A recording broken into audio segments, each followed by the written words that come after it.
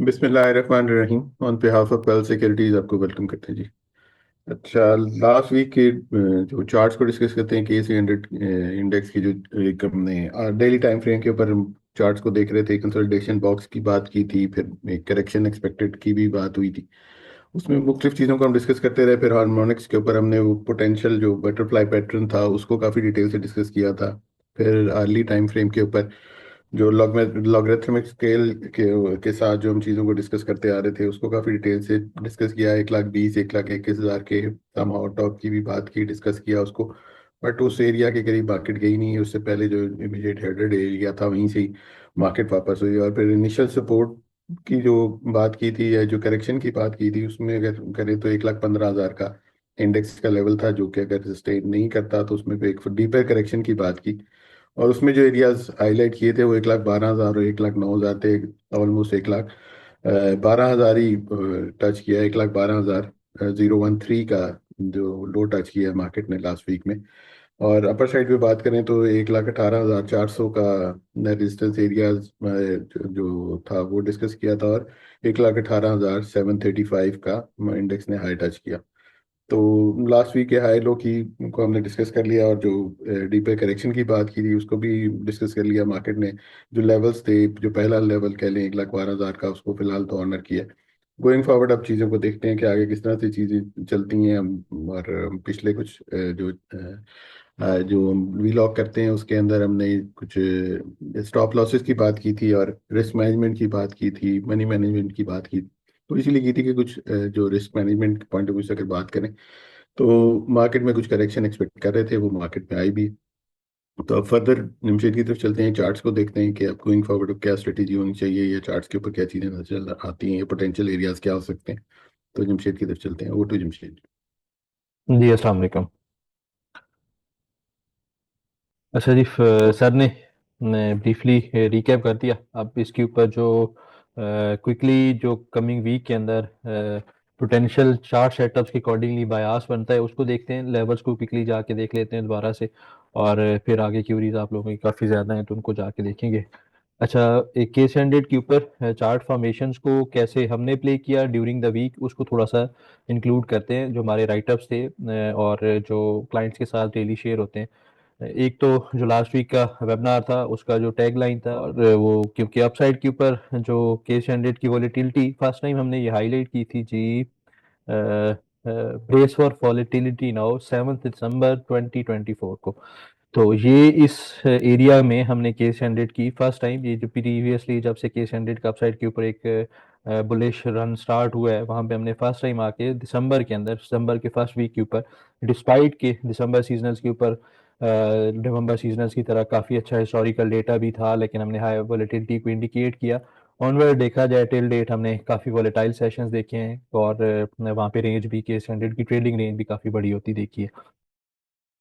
Any अब जो day during the week जो केस हंड्रेड ने फर्स्ट टाइम आके जो मंडे का सेशन था 6 जनवरी का, उसके ऊपर केस हंड्रेड ने अपसाइड का मोमेंटम स्टार्ट किया। जैसे सर ने डिस्कस किया, हमारा previous hurdle area immediate basis के ऊपर एक कन्वेंशनल हर्डल एरिया था 1,18,400 का, और उसको केस हंड्रेड इंट्राडे बेसिस के ऊपर रीगेन किया, लेकिन 1 घंटे के लिए भी सस्टेन नहीं किया। और ये जो हमने डिस्कस किया था कि ये एरिया अगर तो केस हंड्रेड अपसाइड के ऊपर सस्टेन करता है तो फिर पोटेंशियली जो पोटेंशियल हार्मोनिक रेशोज हैं उनकी तरफ मूव करेगा। लेकिन हम अपसाइड के ऊपर टिल द टाइम ये हार्मोनिक रेशोज जाके रीगेन नहीं होते या फिर वो पैटर्न्स वायलेट नहीं होते, तो हम इस चैनल का जो एरिया है इसको देखेंगे। इन एरियाज के पास हमारा व्यू यही था कि हम अपसाइड के ऊपर प्रॉफिट टेकिंग के ऊपर फोकस करेंगे या एटलीस्ट स्टॉप लॉसेस को ट्रेल करेंगे। अच्छा जी, अब जैन 6 का जो फर्स्ट मंडे का सेशन था, यहाँ पे रिजेक्शन मिली, डाउन साइड के ऊपर आके इसने क्लोज किया। जो फिर नेक्स्ट जो 7 जैन का हमारा एनालिसिस था राइटअप्स के ऊपर क्लाइंट्स के साथ, ये डिटेल में, इसको डिटेल में आप पढ़ सकते हैं यहीं पे स्टॉप करके वीडियो को। 1,16,250 के ऊपर केस हंड्रेड आके क्लोज किया था। इसके आगे था कि इमीडिएट सपोर्ट एरिया 1,15,400 से 1,14,700 का। इसको अगर केस हंड्रेड अपसाइड के ऊपर सस्टेन नहीं करता तो फिर हमें फर्दर डाउन साइड के ऊपर एरिया, फर्दर डीपर एक एरियाज एक्सपोज होते नजर आ सकते हैं। अपसाइड के ऊपर 1,17,200 से 1,17,600 का एरिया हमने एज ए रेजिस्टेंस हाईलाइट किया। और इसने अगेन जो नेक्स्ट सेशन था वहाँ पे आप डाउन साइड के ऊपर आके सपोर्ट एरियाज वायलेट किए इंटरडे बेसिस के ऊपर हमने सेलिंग प्रेशर देखा कि स्टैंडर्ड 1,13,670 का 600 के पास और लो बनाया। नेक्स्ट सेशन के ऊपर जो कि 8 जैन का सेशन था, यहाँ पे भी क्लाइंट्स के साथ जो राइटअप्स के ऊपर अपसाइड का जो एरिया था 1,17,000 कि आप looking at the resistance zone is now between 1,17,100 से 1,17,800। इसको केस 100 को जो बुल्स हैं इनको सरपास करना चाहिए इस एरिया को to regain the bullish momentum. तो ये कंपलसरी हो गया था इस जो विक बनी थी जहाँ पे हमने इमीडिएट सपोर्ट एरिया जो कि हमारा एक इनिशियल ट्रेलिंग स्टॉप लॉस था वो इंट्राडे बेसिस के ऊपर भी ब्रीच हुआ था। तो यहीं पे हमने अब क्लाइंट्स के साथ हाईलाइट कर लिया था कि अपसाइड के ऊपर अब टिल द टाइम जो इमीडिएट हर्डल एरियाज हैं या जो पोटेंशियल एरियाज हाईलाइट होते रहते हैं as a hurdle daily time frame के ऊपर, उसको केस 100 जाके रीगेन नहीं करता, सरपास नहीं करता, तो टिल दैट टाइम आप कॉशियस रहना चाहिए।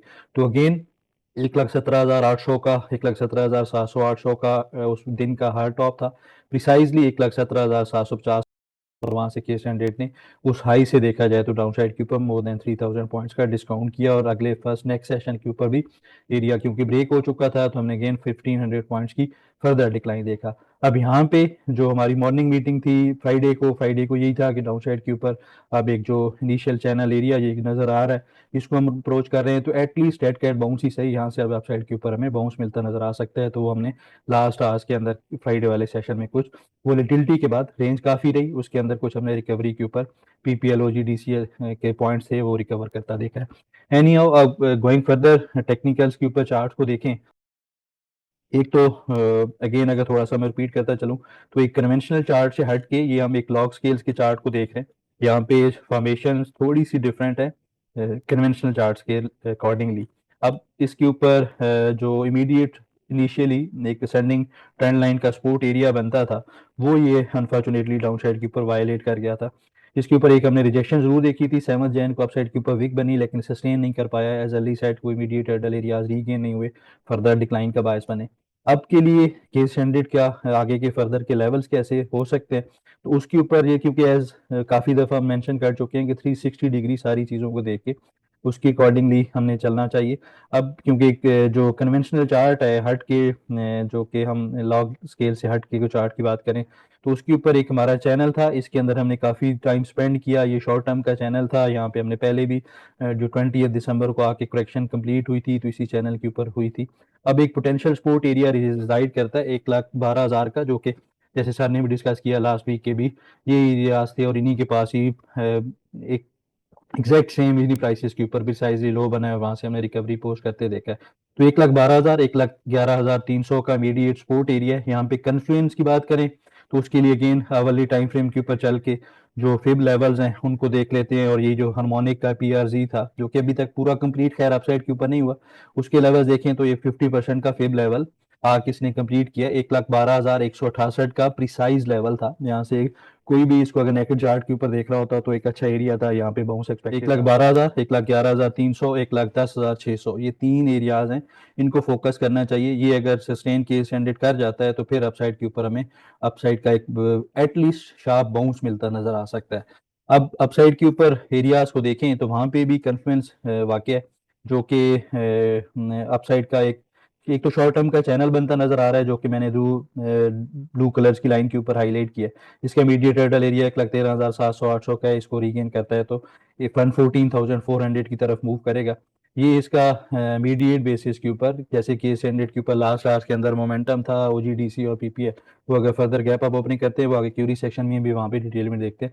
तो इस तरह के स्टॉक जो हैवी वेटेड स्टॉक्स हैं वो अगर गैप अप ओपनिंग करते हैं तो लाइकली हम इसी एरिया के पास तो ओपन हो 1,14,400 के पास, ये हमारा इमीडिएट हर्डल एरिया होगा। अगर तो केस 100 जाके इस चार्ट को इस बायास के अकॉर्डिंगली जाके रीगेन करता है तो यहाँ से हमें अपसाइड के ऊपर फर्दर मोमेंटम बनता नजर आ सकता है 1,15,600-700 का एरिया।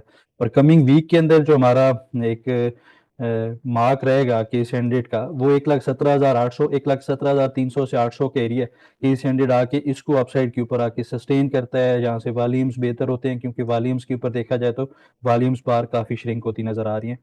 तो इसके ऊपर अगर केस स्टैंडर्ड यहाँ से मूव अपसाइड के ऊपर सस्टेन करती है और आके रीगेन करता है और अर्ली हाईलाइटेड रेजिस्टेंस एरियाज जहाँ पे वॉल्यूम्स कुछ बेहतर होते हैं, फिर तो लाइकली है हम इस चैनल की जो अपर लाइन है इसको हम टेस्ट करते नजर आए। और ये कहीं आई थिंक फेब के लास्ट के अंदर पॉसिबिलिटी बनती नजर आ सकती है टाइम साइकिल्स के अकॉर्डिंगली। अच्छा जी, अब इसको एज ए ट्रेड एग्जीक्यूशन उससे थोड़ा सा पहले अगर देखते चले हम जो मूविंग एवरेजेस को लेके हम चल रहे थे प्रीवियसली जो हमारी डिस्कशन थी, तो उसके ऊपर फर्स्टली तो डेली टाइम फ्रेम के ऊपर 50 और 100 का जो मूविंग एवरेज है, अच्छा वो भी हमारा जो एक डाउन साइड के ऊपर 1,10,600 एरिया की मैं बात कर रहा था, उसके पास एक तो असेंडिंग ट्रेंड लाइन का सपोर्ट एरिया, इसको अगर थोड़ा सा मैं ठीक करूं तो ये बनता है जी, और इसको हम ब्लू कलर में हाईलाइट करते हैं। तो ये एरिया इसके साथ 50 exponential moving average daily time frame के ऊपर कन्फ्लुएंस करता नजर आ सकता है। तो इस एरिया तक फॉर एनी रीजन अगर केस स्टैंडर्ड डिप लेगा तो मेरे ख्याल में यहाँ से एक अपसाइड के ऊपर एक शार्प बाउंस मिलता नजर आ सकता है। एक तो इमीडिएट बेसिस के ऊपर जो सपोर्ट एरियाज थे वो केस स्टैंडर्ड ने ऑनर कर लिए हैं, अब उसके लिए कंफर्म द बाउंस 1,14,400 का जो इमीडिएट हर्डल एरिया है उसको केस स्टैंडर्ड रीगेन करता है, तो फिर उस तरह हम दोबारा से बाइंग साइड के ऊपर कुछ एंट्रीज को प्लान करेंगे। ऑन द अदर हैंड अगर केस स्टैंडर्ड डाउन साइड के ऊपर 1,11,300-400 से लेके 1,10,600 के एरिया की तरफ अप्रोच करेगा, तो वहां पे रिजेक्शन के ऊपर बैंक साइड के ऊपर एंट्रीज को करेंगे जी, प्लान करेंगे। इसके अलावा आवरली टाइम फ्रेम के ऊपर जो 13 एंड 48 डेज का जो क्रॉस ओवर को हम काफी अच्छे से देखते आए, उसके ऊपर क्योंकि केस हंड्रेड एक तो साइडवेज कंसोलिडेशन पैटर्न के अंदर है, जैसे सर ने भी डिस्कस किया रिव्यू के अंदर, रिकैप के अंदर, तो उसके अंदर आई थिंक इसकी कोई मेजर सिग्निफिकेंस नहीं रहती till the time down side के ऊपर या अप साइड के ऊपर हमें कोई ट्रेंडिंग मूव बनती नजर आए। तो इसके अकॉर्डिंगली तो फिलहाल कोई ऐसा मेजर यहाँ पे एक्टिविटी बनती नजर नहीं आ रही, इनडिसाइसिव ही काम नजर आता है। अब इसको कमिंग वीक के लिए as a trade execution sum up किया जाए तो आई थिंक केस हंड्रेड का एक जो पहला मंडे और ट्यूसडे का सेशन होगा वो इंपॉर्टेंट होगा। अगर तो केस हंड्रेड अपसाइड के ऊपर जो मीडिएट हर्डल एरियाज मेंशन किए हैं उनको जाके रीगेन करता है तो वहां पे हम बाइंग साइड के ऊपर एंट्रीज को प्लान करेंगे, अदरवाइज डाउन साइड के ऊपर अगेन थोड़ा सा वेट करेंगे डीपर डिप का, जो कि केस हंड्रेड के सपोर्ट एरियाज हैं 1,11,400, 1,10,600 इनकी तरफ। अगर तो यहाँ पे case hundred in support areas के पास मिलता है तो यहाँ पे इस तरह करके हमें अपसाइड के ऊपर एक वी शेप की रिकवरी बनती नजर आ सकती है। Thank you. आगे चलते हैं, कमिंग वीक के लिए इंडेक्स के लेवल्स को देख लेते हैं और पॉइंट्स टेबल को डिस्कस कर लेते हैं। जी, पॉइंट्स टेबल के ऊपर वीकली टाइम फ्रेम के ऊपर एक जो चीज़ इमर्ज हुई है वीकली कैंडल है, ये डार्क क्लाउड कवर है, ये बीरिश का शेष पॉइंट्स के अंदर इंक्लूड किया है। तो इसका जो कमिंग वीक होगा वो देखते हैं। इसका जो सपोर्ट एरिया जो है प्रीवियसली हाईलाइट किया 1,11,700-800 का एरिया जो कि 1,12,000 के पास बनता था, और वही रहेगा इमीडिएट बेसिस के ऊपर। लेकिन एक जो सपोर्ट एरिया डाउन साइड के ऊपर जहाँ पे कन्फ्लुएंस तगड़ा मौजूद है वो 1,11,300 से लेके 1,10,600 का एरिया बनता है। ये वाचफुल इस एरिया को देखना चाहिए। अगर ये एरिया भी वायलेट होता है तो फिर हमें डाउन साइड के ऊपर काफ़ी फर्दर एरियाज एक्सपोज होते नजर आ सकते हैं। अब बुलिश साइड्स के ऊपर देखा जाए तो वही कन्वेंशनल जो 3 पॉइंट्स हैं कि सीजनल्स के ऊपर वोलेटिलिटी इंडिकेट करता था जैन सीजनल, लेकिन एक according to the historical data एक अच्छा मंथ बंद होता नजर आता है प्रीवियसली भी, वो देखते हैं इसमें इस साल कैसे रहता है। और मेजर मूविंग एवरेजेस जितनी भी थी वो हमने प्रीवियस स्लाइड्स के ऊपर देख रही हैं, उनसे ऊपर ट्रेड कर रहा है, तो ये एक अच्छी चीज़ है फिलहाल के लिए। और अभी के लिए जो कन्वेंशनल एरियाज हैं 114,600, 115,800 इमीडिएट हर्डल एरिया, और हार्ड टॉप जो होगा कमिंग वीक के अंदर वो 1,17,300 से 1,17,800 का रहेगा। स्पोर्ट एरियाज 1,11,300 से 1,10,600 के हो सकते हैं। जी सर। जी थैंक यू। आगे चलते हैं और ट्रेड का इसका फॉलोअप ले लेते हैं, ट्रेडिंग जर्नल को देख लेते हैं। पर्ल टेक्निकल्स के ऊपर जो डेली क्लाइंट्स के साथ ईमेल के ऊपर शेयर करते हैं उनका फॉलोअप कर लेते हैं। जी, ट्रेड प्लान्स के ऊपर जो इस वीक के राइटअप्स के ऊपर स्टॉक्स इंक्लूड किए थे, एक तो नेटशोल था। नेटशोल के ऊपर हमारा जो प्लान था, जो ट्रेडिंग प्लान हाईलाइट किया था, स्टांस इसका बैंक का ही था, लेकिन ये था कि अगर अपसाइड के ऊपर 173 रुपीज़ को रीगेन करता है तो फिर बाय ऑन ब्रेकआउट की स्ट्रेटजी के साथ 158.50 के स्टॉप लॉस के साथ बाय किया जा सकता है। ये प्लान ट्रिगर नहीं हुआ डाउन साइड के ऊपर, अब आके जो मेजर सपोर्ट जोन है उनकी तरफ आके मूव कर रहा है। और इसके ऊपर अगर मैं इसी चार्ट से के ऊपर दिखाऊं तो एक असेंडिंग चैनल की फॉर्मेशन है, इमीडिएट सपोर्ट एरियाज जो कि थे वो वायलेट हुए। तो अब ये कहीं यहाँ पे इसने आके लो पोस्ट किया है अराउंड 150-148 रुपीज़ के, और यहाँ से एक अच्छी कैंडल के ऊपर क्लोज करता नजर आया। तो अगर तो ये 139-140 की तरफ डाउन साइड के ऊपर डिप लेता है तो वहाँ पे इसके अंदर फर्दर बाइंग साइड के ऊपर देखा जा सकता है। अच्छा जी, नेक्स्ट जो स्टॉक था BBFL, big birds foods limited.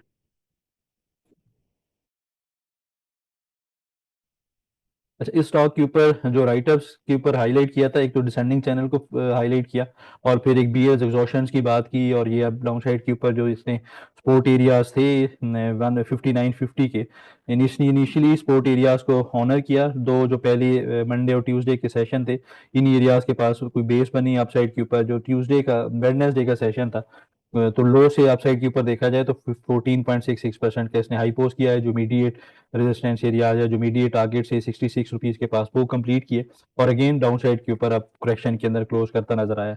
अब किसी के पास इसने स्टॉप लॉसेस को ट्रेल किया है, तो उनको दोबारा से अपॉर्चुनिटी मिल गई है चीपर रेट्स के ऊपर बाय करने की। या किसी के पास होल्डिंग्स हैं, तो उनको I think stop loss comment करना चाहिए। ये जो रिसेंट लोज हैं इनके पास, और आई थिंक अगर कोई फर्दर डिक्लाइन करता है या फिर थोड़ा सा वेट किया जा सकता है इसके अंदर, इन एरियाज के पास अगर कोई बुलिश रिजेक्शन मिलती है, तो अगेन वहां पे बाइंग साइड के ऊपर इसको कंसिडर किया जा सकता है चैनल के बॉटम के राउंड। अच्छा जी, नेक्स्ट जो स्टॉक था, अगेन वहां पे भी जो बायास था, वो ट्रेड ट्रिगर नहीं हुई गुल अहमद टेक्सटाइल के ऊपर, लेकिन इसके जो करंट चार्ट फॉर्मेशन हैं अगर उसको देखें, तो उसके अकॉर्डिंगली एक तो नेकलाइन का ब्रेकआउट इसके ऊपर प्रीवियसली हो चुका है। एक कंसोलिडेशन है इस बॉक्स के अंदर, अगर ये इस कंसोलिडेशन बॉक्स को इधर साइड के ऊपर ब्रेक करता है, तो वहां पे हम अकॉर्डिंगली ट्रेड को इनिशिएट किया जा सकता है। स्टांस इसका स्टिल आई थिंक ब्रेकआउट के ऊपर ही ट्रेड करनी चाहिए, लेकिन अगर किसी के पास कैश फ्री है, तो इसको एक थोड़ा सा लॉन्गर टर्म के लिए कोई मेजर डिप्स आती हैं टिल 20 रुपीज, तो वहां पे इसके अंदर बाइंग साइड के ऊपर कैमुलेशन की जा सकती है। जी सर। जी, आगे क्यूरी सेक्शन की तरफ चलते हैं। जो क्यूरी शॉर्टलिस्ट की है उनको आंसर कर लेते हैं। जी, क्यूरीज में first of all OGDC oil and gas. अच्छा, इसके ऊपर जो क्यूरी थी कि जी इसने अपसाइड के ऊपर ये जो विक बनाई है 24 दिसंबर को, तो इसका गोइंग फर्दर कैसा बिहेवियर रहेगा चार्ट के ऊपर या प्राइस सेक्शन के ऊपर। तो ये हमने प्रीवियसली भी इसको आई थिंक हाईलाइट किया था क्यूरी सेक्शन के अंदर ही, कि अब ये अपसाइड के ऊपर क्योंकि इसने विक जरूर बनाई है, लेकिन एक जो डाउन साइड के ऊपर सपोर्ट एरियाज हैं वो स्टिल इंटैक्ट हैं, वो काफी तगड़े हैं। यहाँ इसी जगह के ऊपर देखा जाए, तो यहाँ पे भी कंसोलिडेशन के बाद ये अपसाइड का ब्रेकआउट बना था, और एक जो सेम एग्जैक्ट प्राइस के ऊपर हमने 245 रुपीज का हमारा एरिया था जब हमने एक प्रॉफिट टेकिंग हाईलाइट की थी, लेकिन वहां से कोई इंट्राडे में इसने 255 रुपीज का हाई पोस्ट किया, लेकिन क्लोज करता अंदर ही नजर आया इसी बॉक्स के अंदर। अभी के लिए एक तगड़ी रिवर्सल की कैंडल पोस्ट हुई है, kind of bullish engulfing candle है, और अब के लिए इसका जो सपोर्ट एरिया है वो 215 से 200 रुपए का है, इसको देखना चाहिए। अगर कोई फॉर एनी रीजन इन्हीं के पास आई थिंक बैंक साइड के ऊपर कंसिडर किया जा सकता है। और 235 रुपए इसका अपसाइड के ऊपर एक हर्डल एरिया है, इसको ये सस्टेन करता है, तो फिर आई थिंक ये जो विक का एरिया है 245 इसको ये फिल करता नजर आ सकता है। तो 5-10 रुपए के स्टॉप लॉस के साथ इसके अंदर एंट्री को प्लान किया जा सकता है। अपसाइड के ऊपर 10 रुपए 15 रुपए इसके अपसाइड के टारगेट्स बनते नजर आ सकते हैं करंटली। नेक्स्ट जो स्टॉक था जी, एयरलिंक। अच्छा, एयरलिंक के ऊपर जो करंट फॉर्मेशंस हैं उनको डिस्कस करने से पहले थोड़ा सा रिव्यू करते हैं। जो हमने इसको आई थिंक दिसंबर में डिस्कस किया था एयरलिंक का, जो उसको भी अगेन क्यूरी सेक्शन में था 7 दिसंबर को, ये ऑलरेडी पोस्टेड है, उसको देखें वहाँ पे जाके कि जी टेक्निकल्स ने कैसे अच्छे से काम किया है। इसका जो सपोर्ट एरिया था, ये इसकी क्लोजिंग थी 6 दिसंबर को, और हमने 7 दिसंबर के वेबिनार के ऊपर डिस्कस किया था। 9 दिसंबर की जो अपसाइड के ऊपर मूवमेंट थी, इमीडिएट हर्डल एरिया 205 का था, उसी के पास इसने डिप ली, और डाउन साइड के ऊपर जो हाईलाइटेड इसका डिमांड जोन था 171 का, उसी के पास इसने लो पोस्ट किया कि 11 दिसंबर को 175 का प्रिसाइज लेवल टेस्ट हुआ, और अपसाइड के ऊपर इसके जो टारगेट्स बताए थे according to bullish flag and pole के 228 रुपए के एग्जैक्ट सेम वही प्रिसाइजली लेवल्स आके इसने टेस्ट किया, और वहां से आप डाउन साइड के ऊपर करेक्शन करता नजर आया। और ऐसा नहीं है कि यहाँ पे टच एंड गो का सिलसिला था, इसने कोई 3 से 4 दिन यहाँ पे साइडवेज ट्रेड भी किया, और ये क्लियर एक डिस्ट्रीब्यूशन का साइन था। अब टेक्निकल जितना ही बता सकते थे, पहला indecisive candle, second and third, और उसके बाद अगर अगेन जो 3 जैन का कैंडल था, यहाँ एक फर्दर कंफर्मेशन मिल गई थी कि एक इवनिंग स्टार की फॉर्मेशन बनी है, तो यहाँ पे भी इसको एग्जिट किया जा सकता था अगेन डाउन साइड के ऊपर, अगेन वही चीपर रेट्स के ऊपर रीबाय किया जा सकता है। अभी के लिए इसका जो करंट एनालिसिस है, उसका सपोर्ट जोन जो ऑलरेडी हाईलाइटेड है 179 171 वो स्टिल इंटैक्ट है। इसी के स्टॉप लॉस के साथ 170 के स्टॉप लॉस के साथ माइंड साइड के ऊपर देखा जा सकता है। अगर तो ये एरिया डाउन साइड के ऊपर फॉर एनी रीजन वायलेट होता है, तो फिर सेलिंग प्रेशर फर्दर एक्टिवेट कर सकता है टूवर्ड्स 161 150 रुपीज।